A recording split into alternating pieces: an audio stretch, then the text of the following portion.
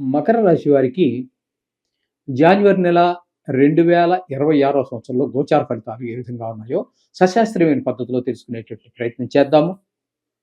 ఇక్కడ మకర రాశి వారికి చెప్పుకోవలసి వస్తే ఇక్కడ 4 గ్రహాల గురించి చెప్పుకోవాలి.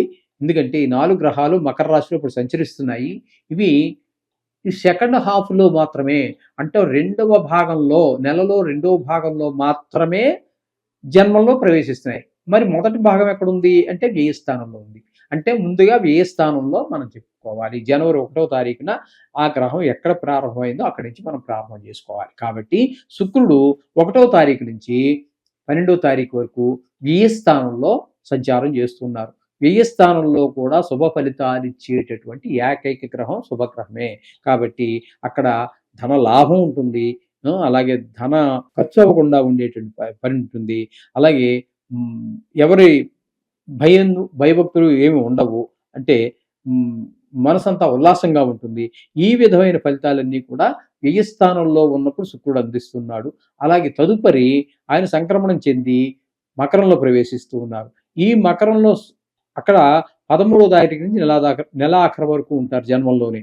జన్మంలో కూడా ఆయన ఉన్నప్పుడు మంచి ఆనందంగా, ఆహ్లాదకరంగా, మంచి పూల రంగుల్లాగా టిప్ టాప్గా ఉండటము, మంచి ఉల్లాసంగా ఉండటం, ఇవన్నీ కూడా మనకి జన్మంలో ఉన్నప్పుడు శుక్ర భగవానుడు అందించేటటువంటి ఫలితాలు.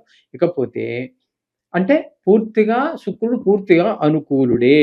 ఇకపోతే రవి యొక్క సంచారం కనుక మనం తీసుకున్నట్టయితే, రవి యొక్క సంచారం వ్యయస్థానంలో 14వ తారీఖు వరకు, అంటే ధనస్సులో అక్కడ వరకు వ్యయస్థానంలో ఉన్నారు. ఆ వ్యయస్థానంలో ఉన్నప్పుడు ధన వ్యయమవుతుంది, ధన నష్టం అవుతుంది. అలాగే కొంచెం శత్రు భయము, మనోవిచారము, ఇలాంటివన్నీ కూడా ఇబ్బందులు ఉంటాయి. కొన్ని ఆరోగ్య సమస్యలు కూడా తలెత్తేటట్టు అవకాశం ఉంటుంది. ఏ స్థానంలో ఉన్న 14వ తారీఖు వరకు. తదుపరి జన్మంలో ప్రవేశిస్తున్నారు మకర రాశిలోనికి. ఇక్కడ సంక్రమణం చెంది 15వ తారీఖు నుంచి, ఆ రోజు నుంచి నెలాఖరు వరకు అక్కడే ఉంటారు. అక్కడ కూడా ఆయన పూర్తి వ్యతిరేక ఫలితాలనే ఇస్తారు. దురాలోచనలు, దుష్టాలోచనలు, దుష్ట ప్రవర్తన, ఈ విధమైనటువంటి ఫలితాలే మనకి శుభప్రదమైన ఫలితాలు అయితే మాత్రం ఏమీ ఇవ్వడండి ఆయన. మొత్తంగా నెలంతా కూడా రవి మనకి పాప ఫలితాన్ని ఇస్తూ ఉన్నారు. ఇక కుజుడిని తీసుకున్నట్టయితే ఆయన కూడా వ్యయ స్థానంలో ఒక 15 రోజులు, తదుపరి నెలాఖరు వరకు జన్మంలోను. ఈ కుజుడు కూడా అచ్చంగా రవి ఏ విధమైనటువంటి వ్యయ స్థానంలో ఉన్నప్పుడు ఏ ఫలితాలు, దుష్ప్రభావాలు ఫలితాలు ఇస్తూ ఉన్నారో అదే ఫలితాలు కుజుడు కూడా ఆ 15 రోజులు, జన్మంలోకి వచ్చిన 16 రోజులు కూడా అవే ఫలితాలు ఉంటున్నాయి. అంచేత దుష్టాలోచనలు అవన్నీ ఉంటాయి. ఇలా ఇక్కడ ఉన్నప్పుడు వ్యయ స్థానంలో ఉన్నప్పుడు డబ్బులు ఖర్చు, ధన నష్టం ఇవన్నీ జరుగుతూ ఉంటాయి. ఈ విధంగా కుజుడి వల్ల కూడా అదే జరుగుతోందండి. ఇకపోతే బుధుడు గురించి చెప్పుకోవాలి. ఈ బుధుడు 17వ తారీఖు వరకు, అంటే జనవరి 17 వరకు వ్యయస్థానంలో ఉంటున్నారు. వ్యయస్థానంలో ఉన్నప్పుడు ఆయన కూడా చేయగలిగింది ఏమీ లేదండి. ఆయన అక్కడ యోగించజాలడు. డబ్బులు వ్యయము, ధన నష్టము, కొంతమందికి శత్రు భయము, మనోవిచారం, కొంతమంది కారాగార శిక్షలు పడడం దుర్మార్గులకి, కొంతమందికి కళత నష్టం, ఇలాంటివన్నీ కూడా జరిగే అవకాశం మనకి ఇక్కడ కనిపిస్తూ ఉంది ఈ వ్యయ స్థానంలో ఉండటం మూలంగా. అలాగే తదుపరి ఆయన జన్మల్లోకి ప్రవేశిస్తూ ఉన్నారు. జన్మల్లో ప్రవేశించే కూడా ఆయన కూడా దుష్టాలోచనలు, దురాలోచనలు, ఏది ఆచరణ కాకపోవటం, ఏ పని మొదలుపెట్టినా ముందుకు వెళ్ళకపోవటం, ఇట్లాంటి ఫలితాలే ఉన్నాయి.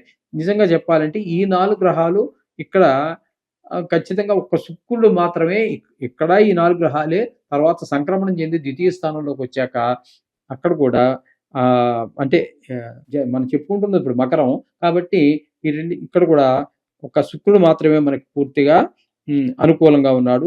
శని భగవాన్ని తీసుకున్నట్టయితే అక్కడ 3వ స్థానంలో ఉన్నారు. ఆయన చాలా చక్కటి ఫలితాలన్నీ ఇస్తారు. 3వ స్థానంలో అందరూ సహాయ సహకారాలు అందటం, ఇట్లాంటివన్నీ కూడా మనకి ఏదో సేవకులు అందరూ వినడం ద్వారా మనం చేసేటటువంటి వృత్తిలో కానీ ధైర్యంగా ముందుకు అడుగు వేయడానికి అవకాశం కల్పిస్తూ ఉంటుంది. ఇకపోతే 6వ స్థానంలో గురువు. 6వ స్థానంలో గురుబలం లేనట్టే లెక్క. ఎందుకంటే గురువు పూర్తిగా 6వ స్థానంలో ఉన్నప్పుడు చేసేది ఏంటంటే రోగాలు అవి సంక్రమించే అవకాశం ఉంటుంది. జ్వరాలు, జబ్బులు వచ్చేటటువంటిది. రుణం తీర్చలేకపోతాం. ఎవరికైనా ఇవ్వాల్సి ఉంటే రుణం కోసం ప్రయత్నం చేస్తే అది కూడా మనకు రప్పు పుట్టనటువంటి పరిస్థితి. అలాగే కలహాలు, అపకీర్తి, ఈ అవమానాలు, ఇవన్నీ కూడా వచ్చేటువంటి అవకాశం 6వ స్థానంలో గురువు వల్ల ఏర్పడుతూ ఉన్నాయి. ఇకపోతే అష్టమ స్థానంలో కేతు గ్రహ సంచారం అండి. అష్టమ స్థానంలో, స్థానంలో కేతు గ్రహ సంచారం అస్సలు మంచిది కాదండి. కొంత దుర్మార్గమైనటువంటి అష్టమ స్థానం కాబట్టి, స్థానం కాబట్టి ఎవరో బంధువులో, మిత్రులో రోజు చూసేటటువంటి ఒక మంచి వ్యక్తి మనకు ఎప్పుడూ ఉపయోగపడి ఉండకపోవచ్చు. ఆయనకి ఎప్పుడు కానీ మంచి వ్యక్తి అనే విషయం మనకు పూర్తిగా తెలుసు. అటువంటి వారు ఎవరో వారి గురించి చెడు వార్తలు అంటే చనిపోయారనో, లేకపోతే ఏదో పెద్ద ఆపద వచ్చిందో, దుఃఖకరమైనటువంటి భావన రావటం, హఠాత్తుగా ధననష్టం జరగడం, కలహాలు, అవమానాలు, పరాభవాలు ఇవన్నీ కూడా జరిగే అవకాశం కేతు అష్టమ స్థాన సంచారం వల్ల కలుగుతూ ఉంటాయి. ఈ విధమైనటువంటి ఫలితాలన్నీ కూడా మనకి ఈ మకర రాశి వారికి చెప్పుకోవాలి.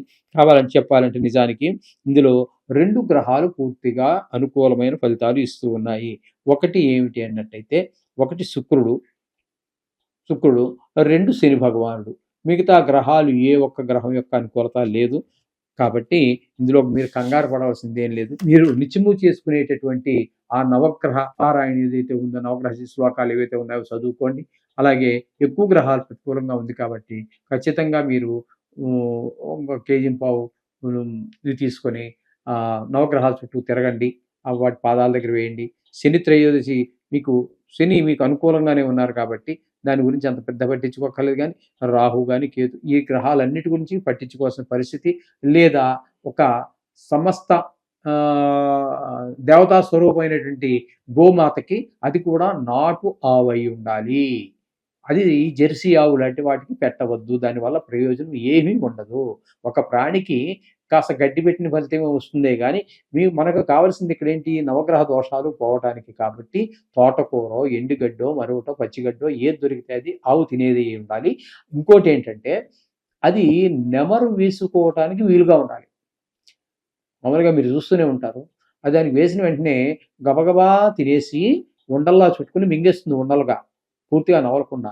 అది కడుపు నిండిపోయిన తర్వాత సావకాశంగా తన స్థానానికి పోయి పడుకొని ఒక్కొక్క ఉండని ఇందాక త్వరగా మింగేసిందిగా ఉండలు చేసుకొని ఆ ఒక్కొక్క ఉండని మళ్ళీ నోట్లోకి తెచ్చుకొని మెత్తగా నవిలి అప్పుడు వదులుతుంది. ఈ విధంగా తద్వారా ఏమవుతుందంటే మనకి ఎప్పుడైనా ఆవుకు పెట్టేటప్పుడు ఆ విధమైనటువంటి ప్రయత్నం చేయండి. చేసినట్టయితే సమస్త శుభాలు కూడా కలుగుతాయి. ఈ దోషాలు పోయి మీకు మంచి జరుగుతుంది. దీని గురించి కంగారు పడాల్సిన పని లేదు. వ్యక్తిగత జాతకం బాగున్నట్టయితే తప్పకుండా మీకు ఈ దీటి ప్రభావం చాలా తక్కువగా ఉంటుంది. శుభం.